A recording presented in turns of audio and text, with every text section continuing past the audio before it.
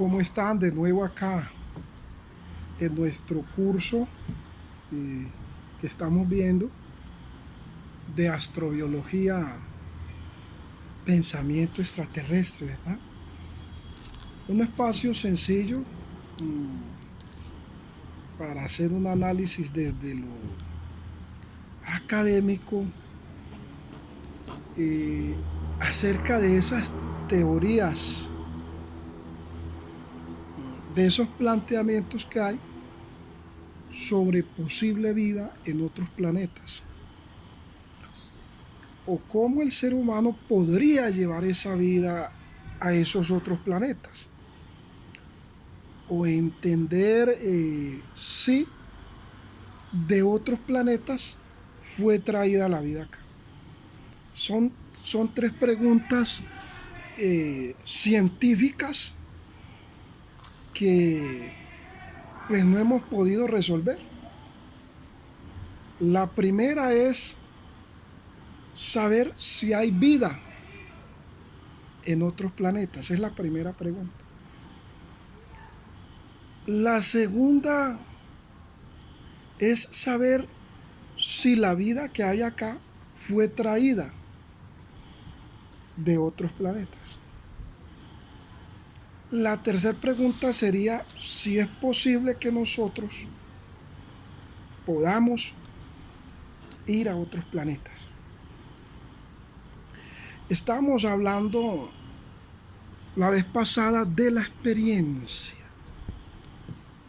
La experiencia.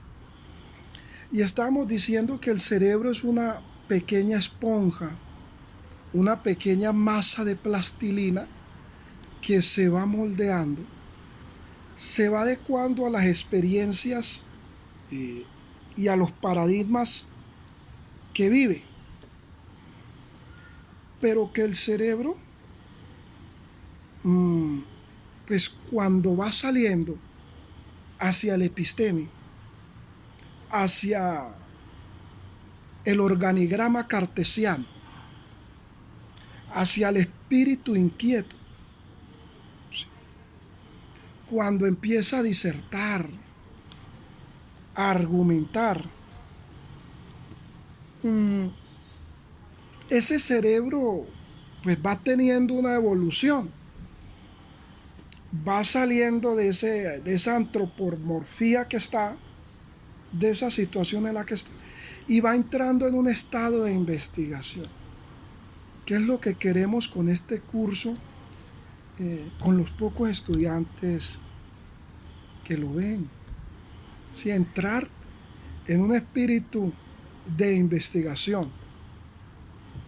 La emoción y el sensacionalismo hacen parte de los mensajes subliminales de las constantes exposiciones visuales a las que está expuesta el cuerpo hoy. Pero no entremos a ese sensacionalismo, sino que subamos esa montaña del alma, como lo diría Gao Zheng. Subir esa montaña, escalarla. Escalarla de una manera tranquila. Aunque arriba el volcán esté a punto de erosionar. Si han leído la novela de Bajo el volcán de Michael Lowry, aunque el volcán esté a punto de erupcionar, nosotros estamos en la parte de abajo y tenemos que tener un espíritu tranquilo. Esa tranquilidad que nos da hacer el ejercicio de investigación académica y de leer. Hay dos civilizaciones que a lo largo de la historia pues se nos adelantaron en estos procesos. Porque pues hemos pensado, la astronomía actualmente piensa de que el pensamiento extraterrestre es solamente mirar por el telescopio Hubble, mirar por ahí, o que la astronomía es solamente estudiar física o estudiar matemática o hacer libros y leer libros relacionados con astronomía. Es decir, conocer los grandes astrónomos, Nicolás Copérnico, Galileo Galilei, ¿verdad? Pero más allá de todo ello, más allá de todos esos planteamientos que se estudian en la astronomía, y más allá que las naves espaciales. Ahí está la astronomía, entonces vemos un cohete.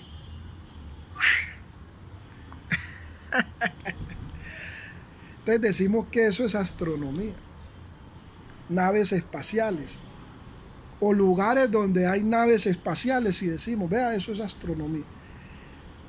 Todos estos elementos pues hacen parte de la astronomía. Todos estos elementos hacen parte de la astronomía, pero no son por completo la astronomía. Son elementos importantes, son elementos claves, pero no son todo el compendio de astronomía. Y eso nos lo enseñaron los mayas. Y eso nos lo enseñaron los incas. Eso nos lo enseñaron los aztecas.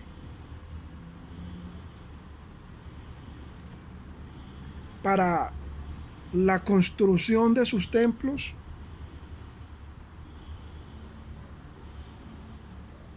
para la construcción y el regado de sus cosechas,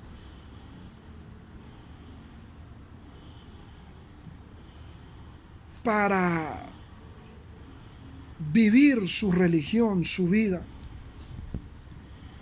Una religión que fue extinta con la conquista americana. Todavía sobreviven algunas creencias de los aborígenes, pero la gran mayoría de estas creencias fueron arrancadas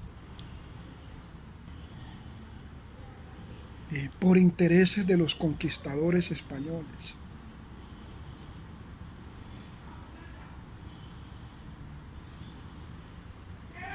Los mayas y los aztecas hacían esa observación científica. Los mayas y los aztecas hacían esa observación de las posiciones de la luna. Luna menguante, luna creciente. Miraban todas esas posiciones. Analizaban también el sol.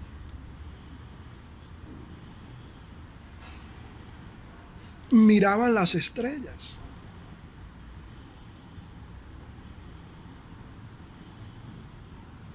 Los primeros observatorios astronómicos los tuvieron los mayas, los aztecas, los incas.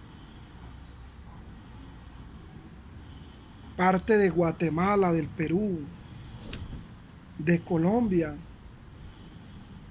tienen las ruinas de esos observatorios astronómicos en donde podríamos entrarlos a estudiar desde la astronomía. Los aborígenes hacían esta observación porque creían en unos dioses del más allá. Y dentro del Popol Vuh y las inscripciones que hay, sí tuvieron una conexión. No se sabe si fue con los reptilianos, con los Anunnakis, o con otros seres, pero parece ser de que sí hubo una alusión, sí hubo un vórtice, sí hubo una conexión.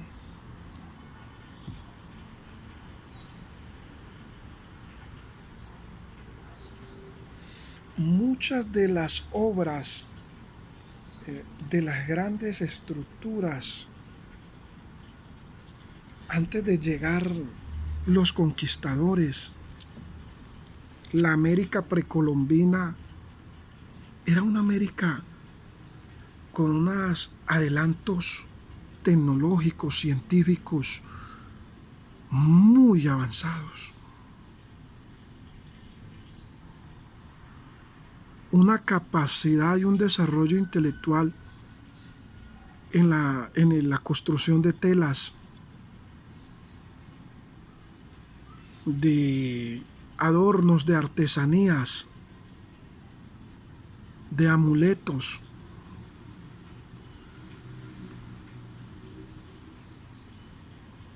Politeístas. Y eso les costó la vida a millones. Muchos aztecas murieron en manos de Hernán Cortés, un gran conquistador mexicano, un gran conquistador que llegó a tierras mexicanas, perdón, Hernán Cortés. Y ese gran choque, porque los aborígenes daban gracia a la Pachamama, los aborígenes daban gracias al sol, los aborígenes daban gracias a la luna, los aborígenes daban gracias a los animales. Los aborígenes se vestían con pieles de animales. Tenían el oro no como fuente de riqueza, sino como fuente de cultura.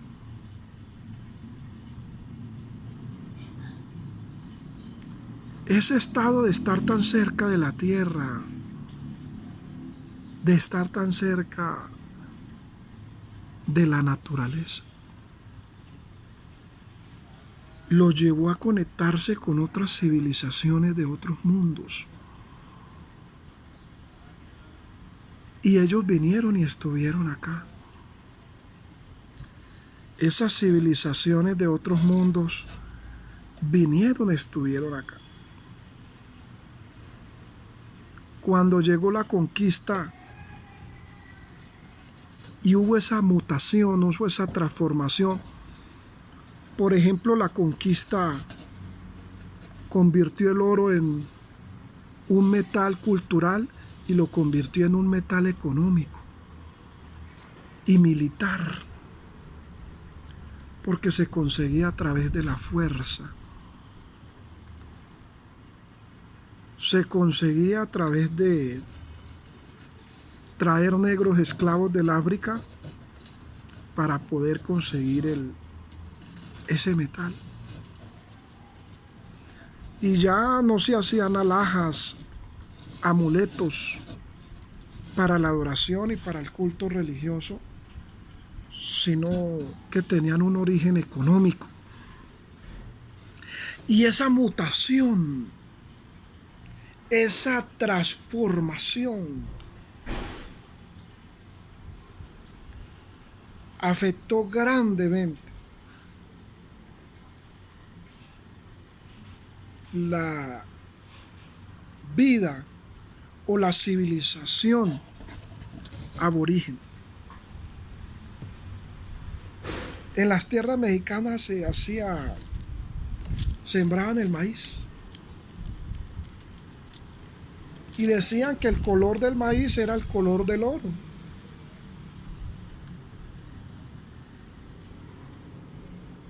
Muchos indígenas en sus lenguas nativas no sabían qué hacer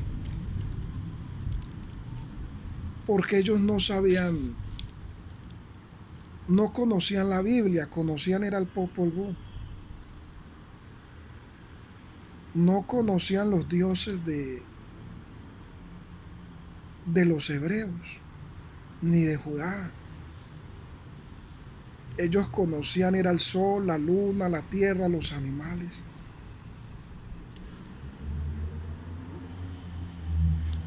Muchos de ellos murieron tratándose de defender porque toda la vida habían sido politeístas. Y de un momento a otro los invadió el monoteísmo. De un momento a otro llegó y se impuso el monoteísmo.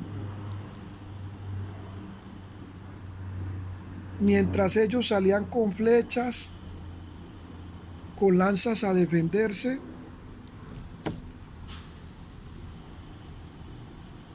los conquistadores salían con armas y les disparaban. Y muchos caían.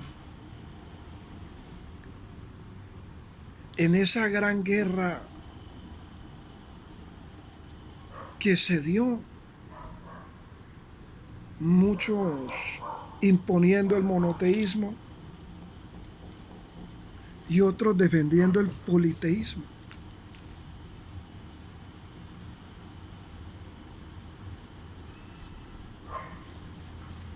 Ese choque parece ser que desconectó a esa humanidad, a esa civilización del momento, con esos seres que ellos estaban comunicando, con esos seres con los que ellos estaban hablando.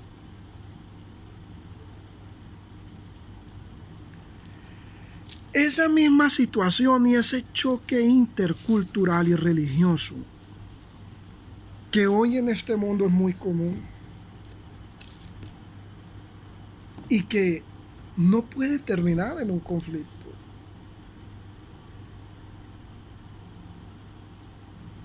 La libertad de creencia, la libertad de culto,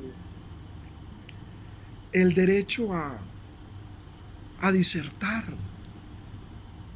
a creer, no puede llevarnos a una confrontación en conflicto.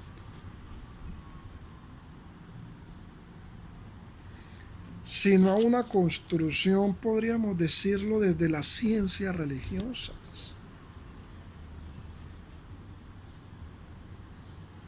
Recordemos las 8 cruzadas. 8 cruzadas. En un intento de tomarse Tierra Santa, en un intento de tomarse Jerusalén, en un intento de buscar la fuerza, la opresión. 8 cruzadas. La historia de las 8 cruzadas.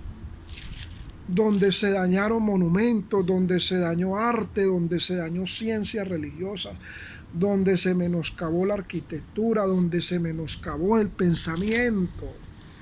Las 8 cruzadas.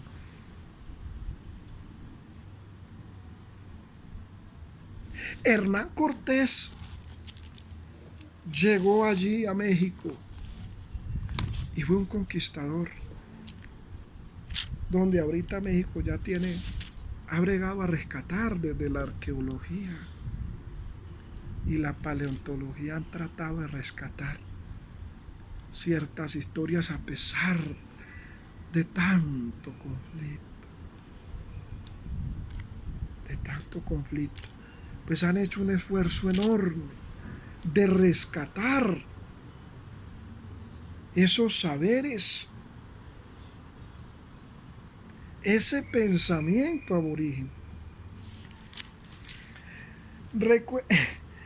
Recuerden las 8 cruzadas, lo que es las guerras ideológicas, lo que es la guerra de pensamiento.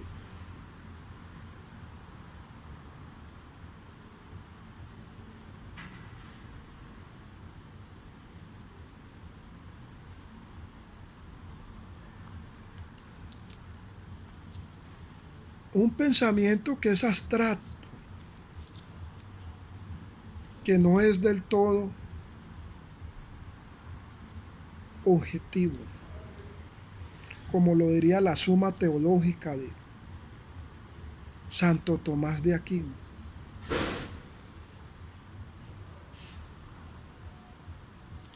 Es abstracto, no es objetivo. Perverso y engañoso es el corazón, es la mente. Es decir, es abstracto. Luego vamos a mirar. Ustedes recuerdan a Santo Tomás de Aquino, a San Agustín. Personas que entregaron la vida tratando de explicar, tratando de acercar a Dios, de acercar el pensamiento cristiano al pensamiento de la materia del hombre, de lo físico, de lo humano del hombre, de lo imperfecto, es decir, acercar lo inmenso del pensamiento de Dios a lo que es la materia.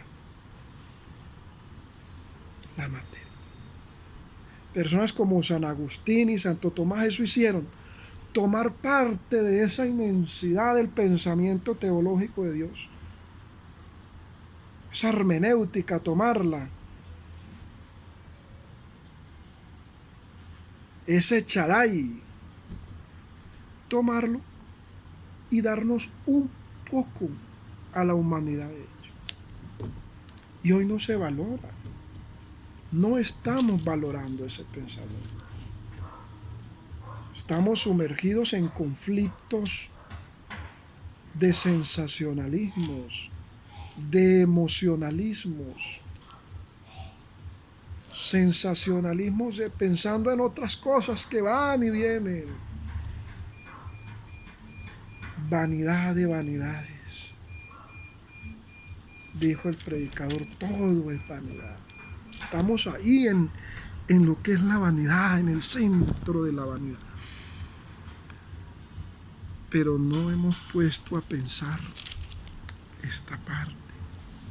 Y usted como astrónomo ha estudiado mucho, ha estudiado física, ha estudiado matemáticas, hay doctorados, hay postdoctorados, certificaciones. Pero más que ello es la quietud, la tranquilidad, la reflexión, la indagación. Esa conexión con la naturaleza, esa conexión con las plantas, esa conexión con los árboles. Esa preocupación consigo mismo. En un mundo que está hundiéndose, en un mundo que está navegando a la intemperie,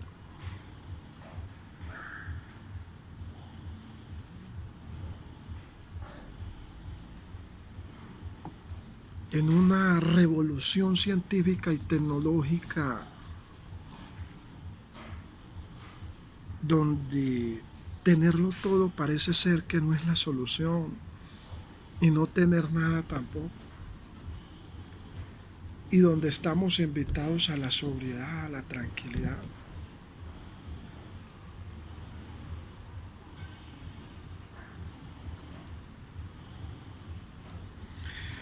Los mayas, los aztecas y los incas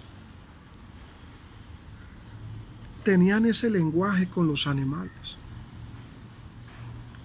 Los seres humanos de hoy ya no conversan con los animales. Han perdido, se han desconectado. Ellos conversaban con los leones, conversaban con los tigres, conversaban con las panteras, conversaban con los osos, conversaban con las plantas. Los mayas y los aztecas conversaban con los peces, conversaban con el agua. Ya hoy no estamos impregnados en una cadena trófica. Estamos atrapados en esa cadena trófica, en donde esa cadena trófica nos ha llevado a esta situación. Una cadena trófica que nos ha sumergido, donde solamente somos presas de un sistema. Somos presas de un sistema que se ha sumergido y que está ahí. Presos de ese sistema. Sumergidos ahí. En ese amensalismo.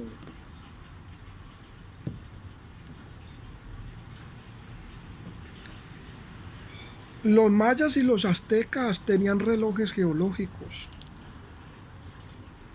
Los persas tenían el reloj de arena, que ustedes lo conocen.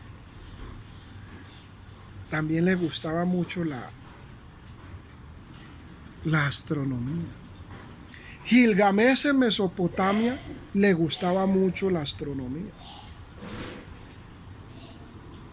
Gilgamesh era una persona que le encantaba lo que era la astronomía. Gilgamesh se interesó mucho por conocer otros mundos. Todos los libros de la antigüedad, incluyendo la Biblia, mencionan seres.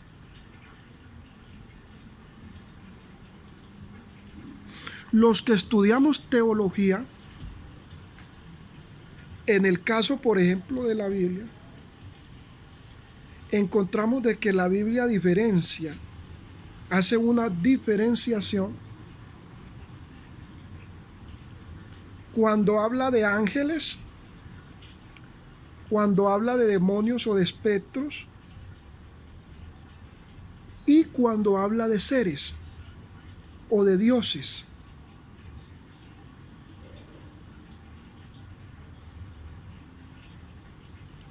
Es una gran diferenciación. El ser humano por mucho tiempo ha pensado que él es el único que está aquí, y no es verdad. Hay otras existencias, hay otras entidades.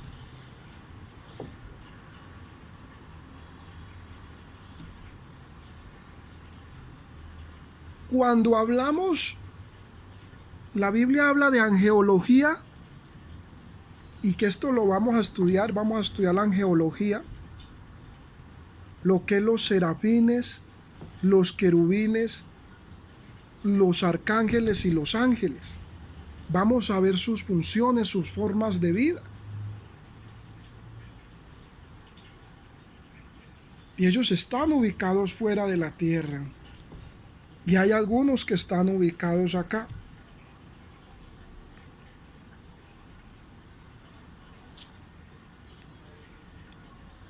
Están también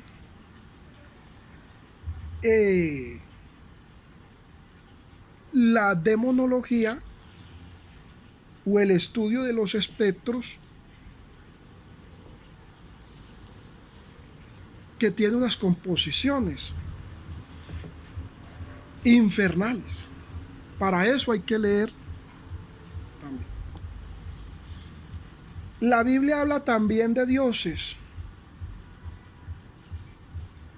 Habla de unos dioses que construyeron las civilizaciones. Por ejemplo, el dios Moloch, el dios de los filisteos, el dios de los amorreos, dioses de Sodoma, de Gomorra, de Egipto, Osiris, Amón, Ra.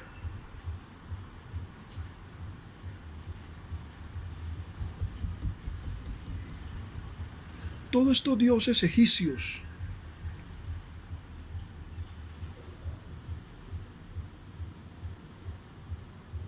Semiramis, Tamuz, Nimrod, son dioses con D minúscula que también aparecen en la Biblia, con D minúscula. Hay otros dioses como los que definió la adivina de Endor, dioses como los que definió la adivina de Endor, que son dioses que la persona ve pero no sabe explicar. Me explico.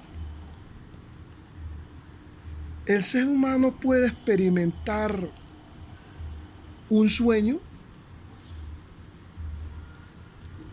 El ser humano puede experimentar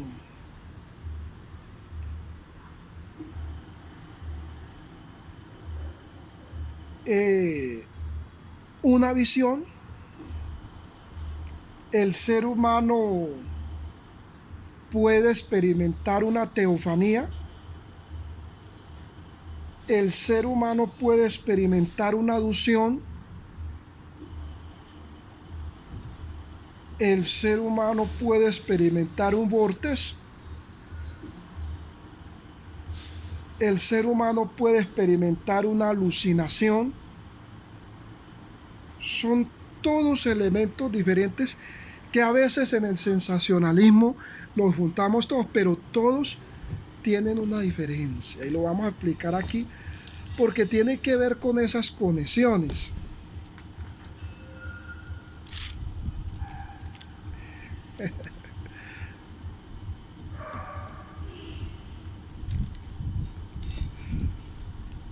Un sueño, hay varios tipos de sueños. Está el sueño químico o reaccionario producto de ciertos alimentos. Hay alimentos que pueden hacer de que usted sueñe. Hay ciertos alimentos que te pueden llevar a tener ciertos sueños.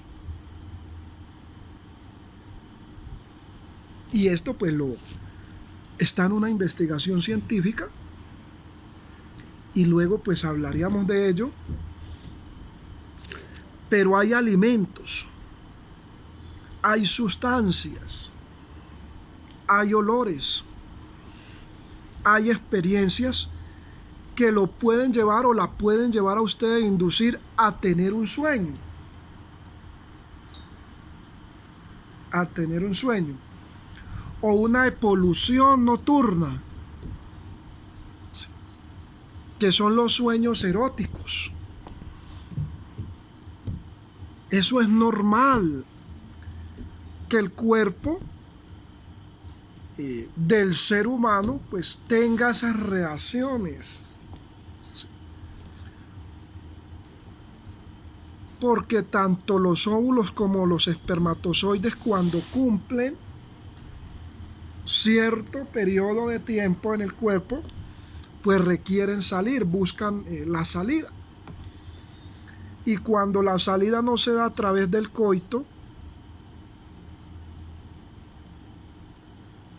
se da a través de la epolución nocturna, es decir, sueños eróticos que el cuerpo tiene. La parte erótica, el sueño erótico ha sido muy criminalizado y muy estigmatizado por muchas generaciones, reduciéndose como a maldad, como a perversión, aún condenando el propio cuerpo y las propias funciones fisiológicas del cuerpo. Mire hasta dónde llega la humanidad, lo terrible que puede ser el ser humano. Se ha condenado a sí mismo. El erotismo es parte de la vida. El erotismo hace parte de nosotros, de nuestras esencias.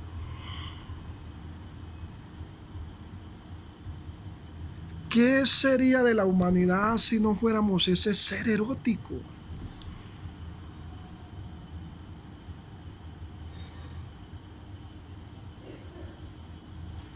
Esa vulva que adoraban los mayas y los aztecas. Ellos adoraban el aparato reproductor, tanto los óvulos de la mujer como los espermatozoides daban gracias, porque eran el polen de germinar vida, de dar vida.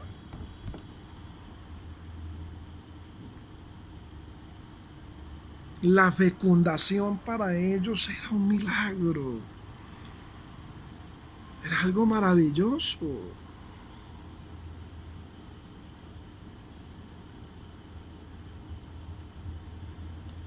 Hacían carnavales, bailes en los cuales el cuerpo se exponía.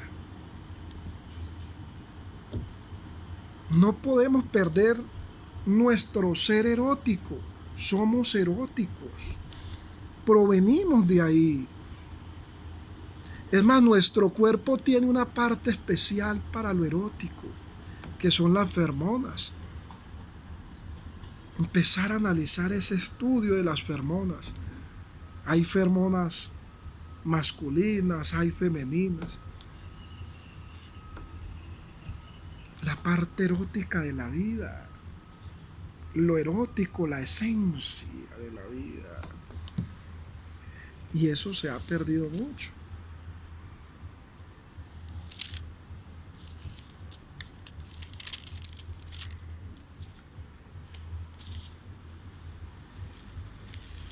Ese sueño, estábamos diciendo que puede ser químico por ingerir alimentos. Ese sueño puede ser producto de una experiencia. Ese sueño puede ser producto de una reacción química, una parte erótica. O ese sueño puede ser lo que pasó con Saúl y la divina de Endor, es decir, puede ser una comunicación con un ser del más allá. Un familiar que haya muerto, una familiar que haya muerto, un amigo, un ser querido que haya muerto y haya tenido ese anhelo de volver a conversar, de volver a hablar con usted.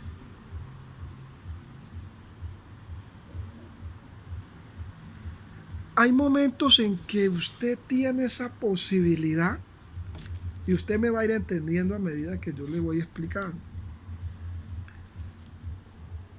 Hay momentos en que usted va a tener esa posibilidad en el sueño cuando, por decir, usted está conversando con un ser querido que ha muerto.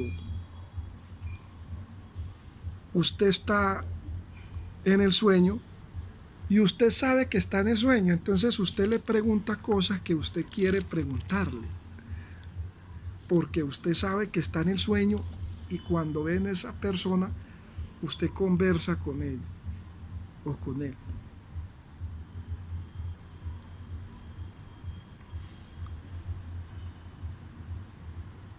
Pero hay otro sueño,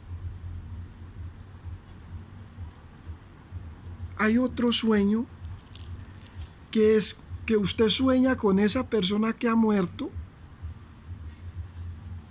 que ha fallecido, pero usted no cae en cuenta que soñó con ella, o en el momento en que está soñando con ella, usted no le puede preguntar lo que usted quiere preguntarle,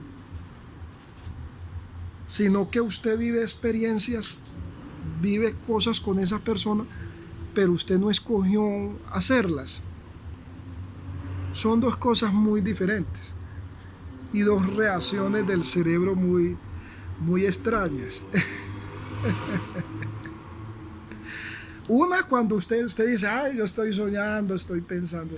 Entonces usted le pregunta a la persona cosas que usted quiere preguntarlo o hace cosas que usted quiere con esa persona en el sueño. La otra es cuando usted involuntariamente hace esas cosas en el sueño sin querer. ¿Verdad? Son dos reacciones muy diferentes. Ese es el sueño, los sueños.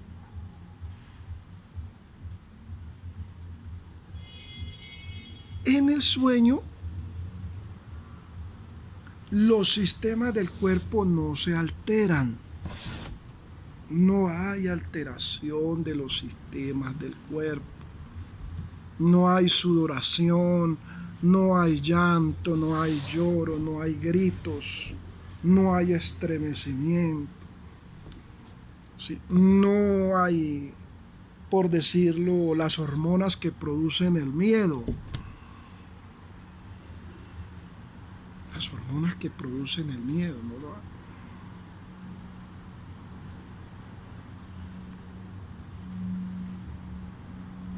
En la pesadilla sí lo hay. La pesadilla presenta esas situaciones como una especie, por decirlo así, de traumatismo. O sea, es un sueño, pero tiene algo, una situación traumática, en donde el cuerpo sí presenta sudoración, donde sí posiblemente haya llanto, donde posiblemente haya lloro, haya grito y haya un despertar brusco, lo que no sucede con el sueño. Todavía no se ha logrado mirar, identificar, investigar científicamente por qué o cuándo se produce un sueño o por qué se produce una pesadilla. Es decir, las pesadillas posiblemente llegan ante situaciones o hechos traumáticos y son inherentes al ser humano.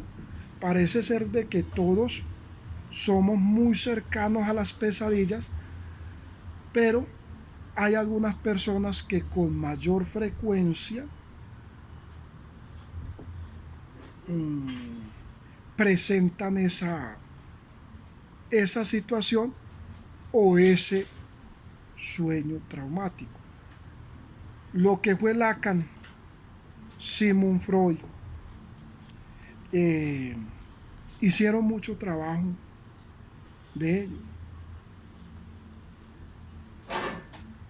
En lo que es las etapas preoperacionales, operacionales del ser humano, mirando a qué edades se presentan las pesadillas, se presentan los sueños, los cambios que tiene el cuerpo durante el sueño, los sueños, las pesadillas. Todo esto pues implica un estudio muy de cerca para entender los sueños. Ahora, dentro de esos sueños, pesadillas, aparece lo que es la fenomenología, aparece lo que es la fisión, la curiosidad y la inventiva. Eso es parte de los sueños y de las pesadillas. La fenomenología, porque los sueños construyen paisajes, construyen lugares, construyen personas, construyen otros seres que nosotros posiblemente no habremos visto o quizás habremos visto o vivimos en un pasado o vamos a vivir en un futuro. Entonces el sueño es parte de la fenomenología. Es un constructo de algo que yo no he vivido en el mundo de la materia, es decir, en estos átomos, pero sí lo he vivido desde la fenomenología. Sí lo he vivido desde el pensamiento. Ese es el sueño. Tiene un punto fenomenológico. No lo he vivido como átomo, no lo he vivido en la materia, pero sí lo soñé. Sí lo viví en el mundo fenomenológico.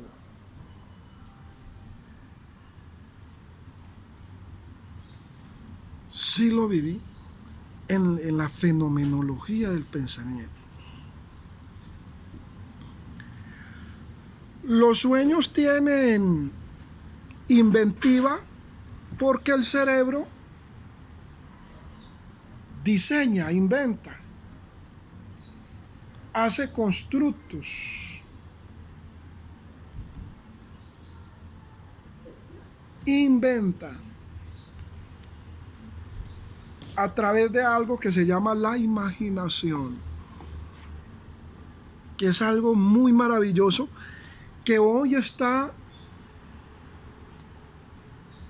acaparado, que hoy está cubierto por una sobrecarga de información, de intereses, de hipervirtualidad, pero la imaginación es algo maravilloso. Ese mundo de la imaginación, de la didáctica, ¿verdad? El cerebro, pues, y los sueños tienen parte de ello.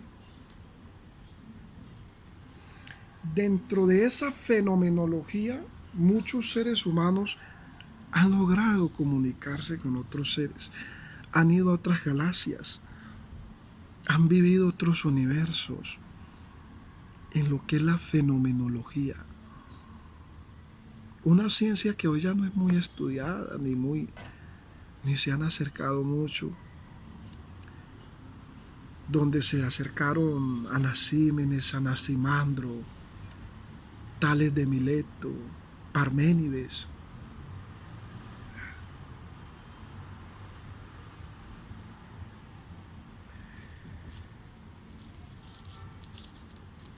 Es tan importante acercarse ahí. Qué bueno que estás estudiando física, astronomía y que estás en ese centro de naves espaciales. Acércate a la fenomenología también. Acércate. Acércate un poco. Esa fenomenología que va a la imaginación, que va a la construcción del pensamiento, también tiene inventiva, también tiene didáctica, creatividad. El cerebro de nosotros es creativo y tiene parte de la creatividad.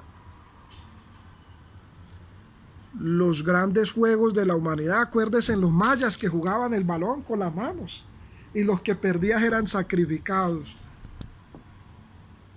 Parte de la historia, lo que es del fútbol y de muchas cosas, empezó con los mayas. Una pelota de hule y la tiraban y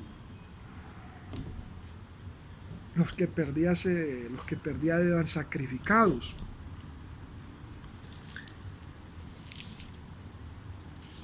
La visión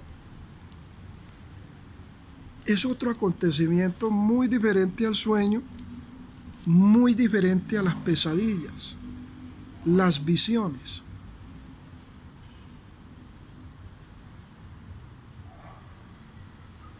Es muy difícil diferenciarlos. Hay teólogos que pueden explicar mucho mejor esto.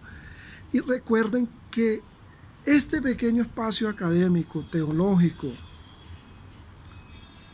pues busca de una u otra forma ser esa puerta que abre de invitación para que ustedes puedan investigar y ir mucho más. Es muy complejo y muy difícil diferenciar un sueño, una pesadilla, una profecía y una visión y una teofanía. Son varias cosas que pasan en el cerebro vistas desde el psicoanálisis que son complejas de definir. Muchos empiezan a basarse en teorías de personas que han escrito.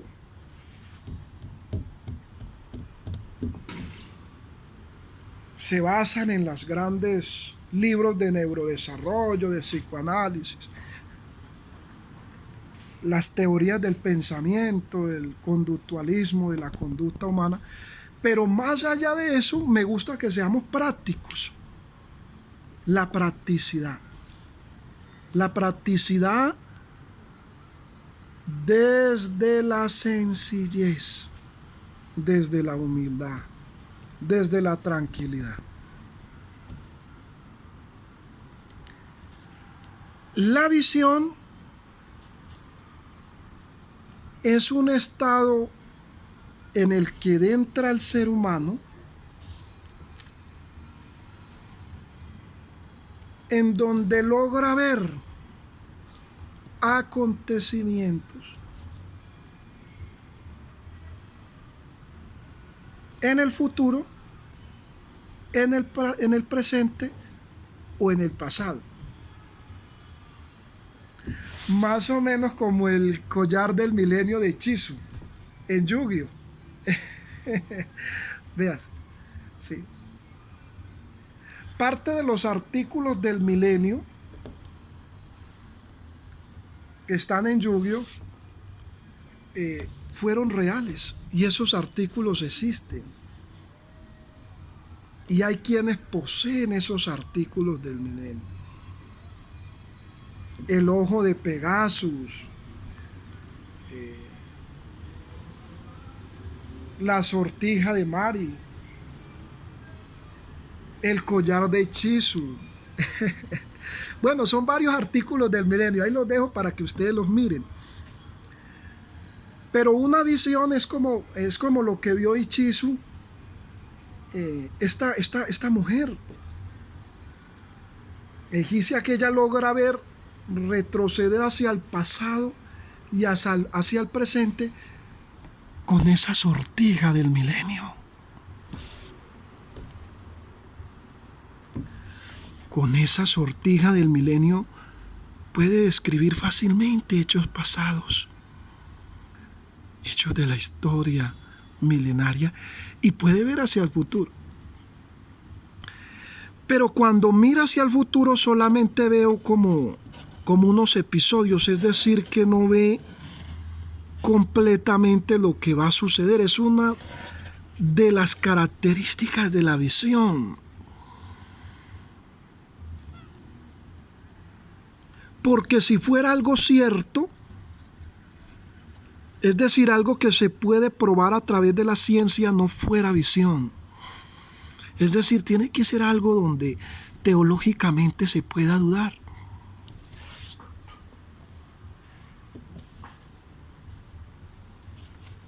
Y aquí hay que volver a mirar a Santo Tomás y a San Agustín mucho más despacio, porque fueron años en que la pasaron haciendo esa construcción abstracta, esas visiones que ellos tuvieron.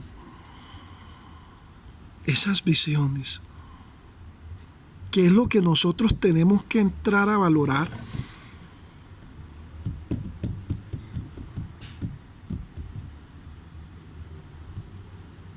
Y que hoy en día todavía hay quienes tienen visiones. Es normal que las tengan.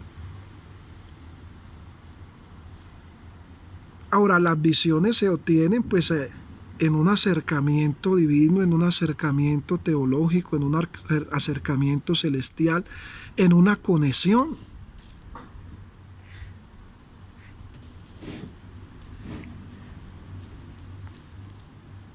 visiones.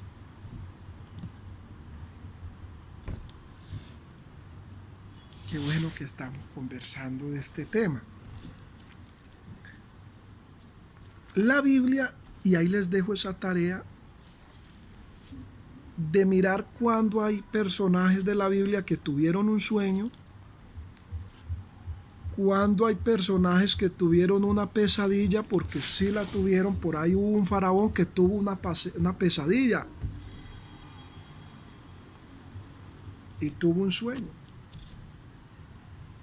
Nabucodonosor tuvo una pesadilla, es decir, cuando dice que tuvo un sueño que lo perturbó. Entonces, a los que están estudiando, ya mismo les voy a poner este trabajo de buscar los personajes en la Biblia que tuvieron sueño, que tuvieron pesadillas y que tuvieron una visión. Ustedes me los deben de diferenciar. Por ejemplo, Jacob. Jacob tuvo un sueño, tuvo una pesadilla o tuvo una visión. Recuerden que la visión tiene algunos acontecimientos del pasado, del presente y parte profética. Los sueños ya los expliqué, las pesadillas ya las expliqué.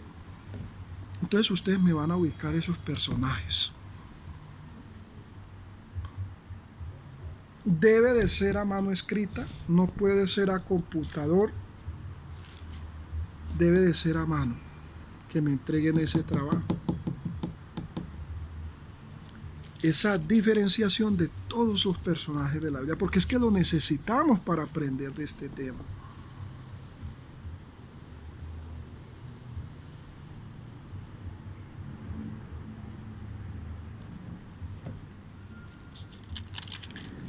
Ahora, dentro de las visiones,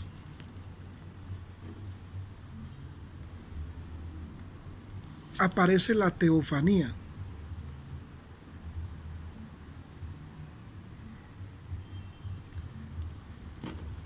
Tanto lo que es el sueño y la pesadilla requieren de que usted tenga un estado donde el cuerpo esté durmiendo. Donde el cuerpo esté durmiendo. Pilas con esto que estoy explicando, que es muy importante. El sueño y la pesadilla necesitan que usted esté durmiendo, que el cuerpo entre en un estado de descanso. La visión y la teofanía no.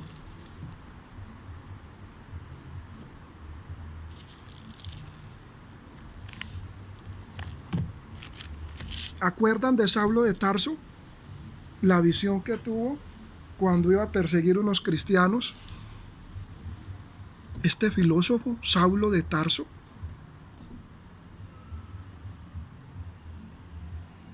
Saulo de Tarso tuvo una visión, pero esa visión no le exigió estar dormido. Note bien que dice que cayó en tierra. Hubo una luz y cayó en tierra. Daniel, en sus oraciones, el profeta, dice que cayó como muerto. Es decir, que las personas que tienen una visión, en cualquier momento, en un momento de la alabanza, de la adoración, del canto, de la música, de muchas cosas, son tomados y sus ojos, su cuerpo es trasladado a otra dimensión y pueden ver, pueden visualizar muchas situaciones, muchas cosas. Ahora, no vamos a confundir esto con inteligencia artificial y muchas cosas. Eso no es, y ahorita lo vamos a diferenciar. No confundirlo con hologramas, inteligencia artificial, algoritmos, lenguajes de programación. No, es una visión, es algo del cuerpo, es algo divino.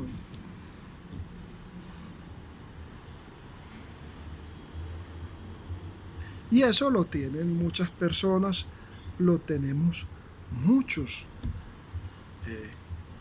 Saulo de Tarso lo tuvo. Ese estado de Saulo de Tarso. No les cuento la historia porque nos alargamos mucho más, pero ustedes deben de investigar la historia de este hombre de Saulo de Tarso que tuvo esa visión. Ahora, me dijo una estudiante, me copió en el correo y me preguntó: profesor, ¿qué diferencia hay entre una visión y una teofanía? ¿Qué diferencia hay entre una visión y una teofanía? Ahora, la teofanía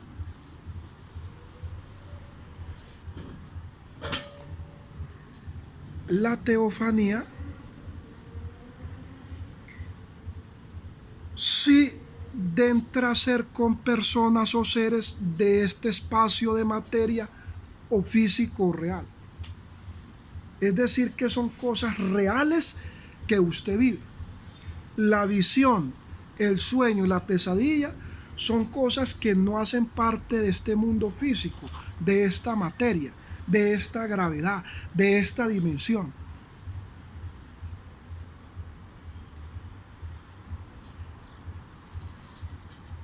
Las teofanías sí entran a ser parte de este mundo real y de este mundo. Como el personaje de la Biblia que le habló una burra. Una divinidad se metió en una burra y le habló. Eso es una teofanía, es un acontecimiento sobrenatural. Cuando Lot estaba huyendo de Sodoma y Gomorra, los ángeles que él vio es una teofanía, es algo celestial, es algo divino, es una teofanía. Lo que Juan vio en la isla de Patmos, los ancianos y los seres vivientes que él vio, es una teofanía. Son acontecimientos sobrenaturales que el ser humano puede mirar y puede observar. Todo este aprendizaje. Ahora,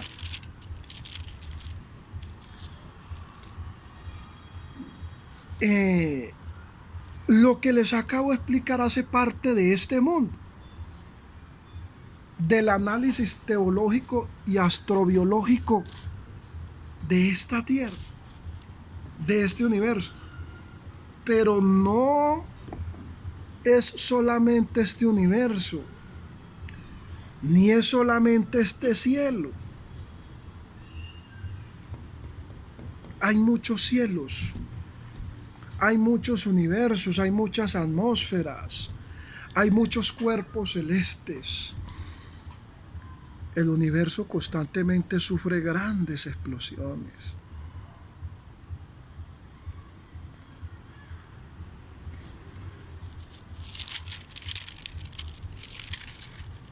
Esos otros universos, la Biblia los llama seres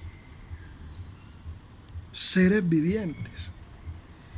Porque si fueran ángeles, los llamaría ángeles o los llamaría serafines o los llamaría arcángeles. Pero son seres vivientes. Acuérdense de la divina Endor cuando llamó a Samuel, que Saúl le preguntaba: ¿usted qué ve? Y ella dice: yo veo dioses que suben y bajan. Le dijo: ¿usted qué ve? Dijo: yo veo dioses, con D minúsculo. Es decir, yo veo unos seres extraños que no sé cómo explicarlo o cómo definirlos. Todo esto es muy extraño. Todo esto es tan inexplicable.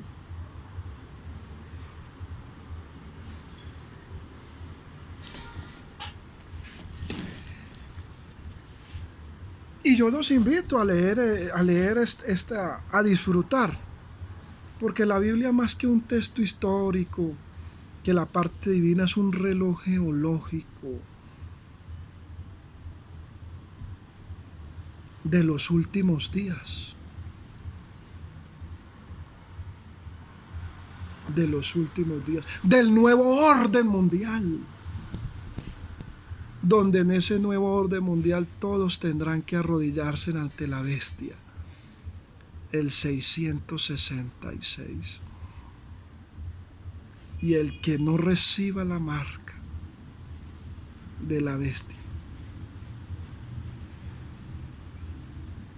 será borrado de la tierra. Y muchos aceptarán la marca de la bestia.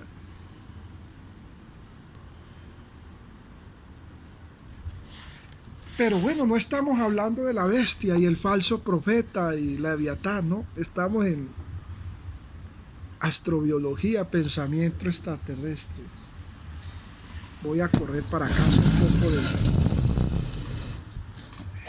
de calor. Astrobiología, pensamiento extraterrestre. Entonces, se describe como unos seres. Por alguna razón, nosotros tenemos unos ojos que no están adecuados para ver esas entidades. Hay quienes como Baba Ganga, como Parravicini, como Nostradamus, que sí han tenido esa habilidad de tener esos ojos para ver esas otras entidades o seres del más allá. Muchos seres del más allá sí han tenido esa capacidad, sí han tenido ese privilegio de tener ese artículo, esa sortija del milenio, como los artículos del milenio de lluvia, vuelvo y digo nuevamente, sí han tenido esa capacidad. Ahora, la inteligencia artificial nos va a llevar a eso, a manejar esos artículos del milenio.